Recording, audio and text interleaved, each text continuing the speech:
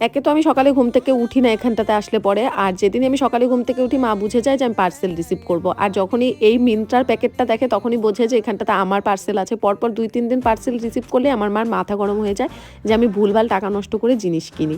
কিন্তু আজকের জিনিসটা ভালোই এসেছিল, কিন্তু সাইজে একটু গন্ডগোল ছিল, তাই এটা রিপ্লেস করতে হয়েছে।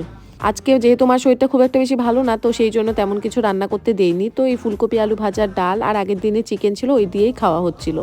তারপর একটু খাওয়া দাওয়া করে রাস্তা দিয়ে হেঁটে আসলাম। দেন বাবান এত দুষ্টুমি করছে বাড়িতে এসে, দেখো। ভয় পাই তো।